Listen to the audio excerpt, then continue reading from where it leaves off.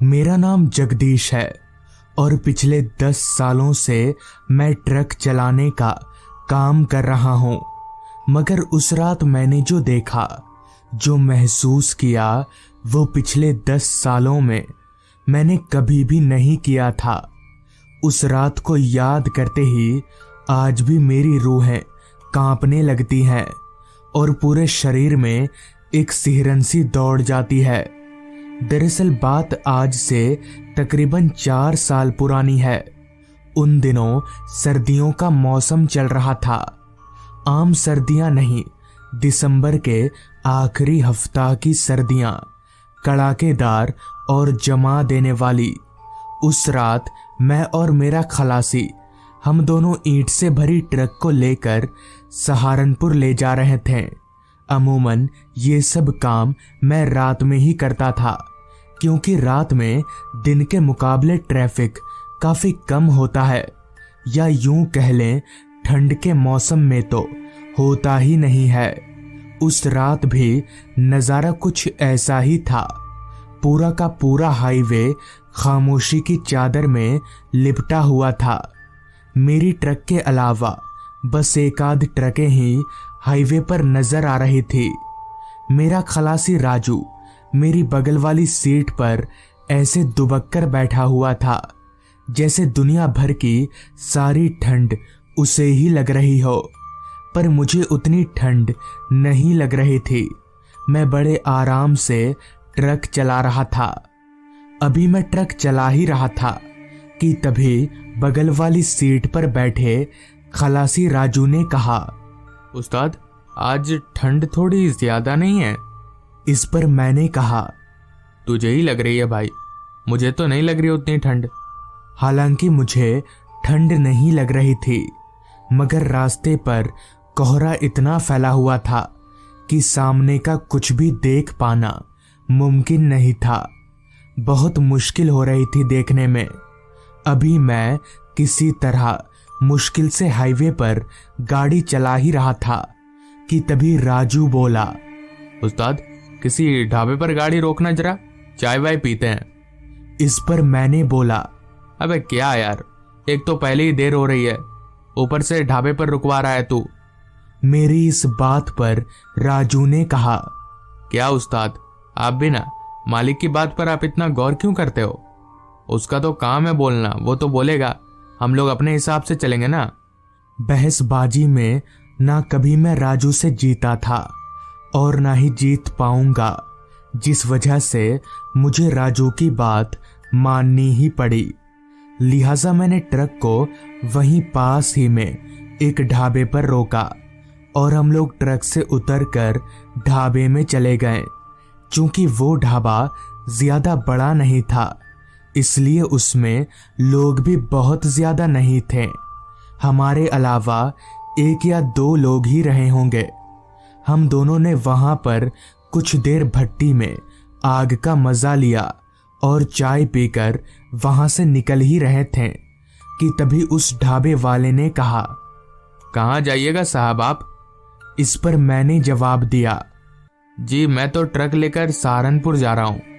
इस पर उस ढाबे वाले ने कहा, इस वक्त आप उस रास्ते से सहारनपुर जाइएगा? आप यहाँ नए नए आए हैं लगता है, आपको मालूम नहीं है यहाँ से सहारनपुर जाने वाले रास्ते को कोई भी रात 12 बजे के बाद पार नहीं कर सकता, क्योंकि उस रास्ते के बरगद के पेड़ों में शैतानों का वास है। उस ढाबे वाले की बात सुनकर मुझे बहुत तेज हंसी आ रही थी। मैं बस किसी तरह से खुद को हंसने से रोके हुए था, क्योंकि उस वक्त तक मैं भूत प्रेत इन सारी चीजों पर जरा भी यकीन नहीं करता था। मुझे ये सारी बातें बकवास लगती थीं, जिस पर मैंने उस ढाबे वाले से कहा, ठीक है, जाते जाते बरगद वाले शैतान से भी मिलता जाऊंगा। इतना कहकर मैं उस ढाबे से निकल गया। मैंने ढाबे पर जब ये बात बोली, तब वहां मौजूद सारे लोग हैरान होकर मेरा चेहरा देखने लगे। उस वक्त मैं सबके सामने हिम्मत वाला साबित तो हो गया था, लेकिन मुझे ये पता नहीं था कि अभी आगे मेरे साथ क्या होने वाला है। मैं और राजू हम दोनों चलते हुए ट्रक में आए। मैंने ट्रक को चालू किया और हम लोग सहारनपुर की तरफ आगे बढ़ने लगे। वो रास्ता जिसके बारे में वो ढाबे वाला बता रहा था वो अभी थोड़ी दूर था। इतने में ही मेरी नजर राजू की तरफ उसके चेहरे पर गई तो मैंने देखा कि राजू का चेहरा अब काफी परेशान सा दिखने लगा है। अंदर ही अंदर वो किसी सोच में गुम था, जिस पर मैंने राजू से कहा, राजू क्या सोच रहा है तू? इस पर राजू ने कहा, उस्ताद मालिक को फोन करके बोल दें, कल सुबह डिलीवरी कर देंगे। इस पर मैंने राजू से कहा, पागल वागल तो नहीं हो गया तू? मालिक खा जाएगा हमें, ऐसा नहीं कर सकते हम। इस पर राजू ने कहा, पर उस्ताद वो लोग बोल रहे थे कि वहां जाना ठीक नहीं है उस रास्ते पर। इस पर मैंने कहा, उनकी बात क्यों सुन रहा है तू? वो तो कुछ भी बोलेंगे। इतना कहकर मैंने ट्रक की रफ्तार को गुस्से से और भी ज्यादा बढ़ा दिया। कुछ ही देर में हमारी ट्रक उस रास्ते पर पहुंच गई जिसके बारे में सब लोग बता रहे थे। वो रास्ता हाईवे नहीं था। उस रास्ते के अगल बगल इतना घना जंगल था कि रास्ता बहुत ही छोटा नजर आ रहा था। हमारी ट्रक के आगे पीछे उस रास्ते पर दूसरी कोई गाड़ी नहीं थी। हालांकि मैं काफी सालों से ट्रक चला रहा था, मगर इतना सुनसान रास्ता मैंने उस रात अपनी जिंदगी में पहली बार देखा था। रास्ते पर स्ट्रीट लाइट का भी कोई नामो निशान नहीं था। कहीं ना कहीं मेरे मन के एक कोने में एक अजीब सा डर पनपने लगा था, मगर मैं उस डर को बयां नहीं करना चाहता था। मैं राजू को नहीं बताना चाहता था कि मैं डर रहा हूं। अभी मैं तेजी से उस ट्रक को उस रास्ते पर भगा ही रहा था कि तभी अचानक से हमारी ट्रक का बैलेंस बिगड़ने लगा और ट्रक एक तरफ झुकने लगी। मैंने किसी तरह बड़ी मुश्किल से ट्रक को रोका, वरना ट्रक को पलटने में ज्यादा समय नहीं लगता। हमें समझ आ गया था कि क्या हुआ है, लिहाजा मैं और राजू हम दोनों टूल बॉक्स और पाना लेकर ट्रक से नीचे उतरे तो सच में हमारी ट्रक का पिछला टायर पंचर हो चुका था। खैर हमारे पास एक्स्ट्रा टायर भी था और सारा सामान भी, तो हमारे लिए ये कोई बड़ी बात नहीं थी। मैं नीचे झुककर उस पंचर टायर के नट बोल्ट ढीले करने लगा।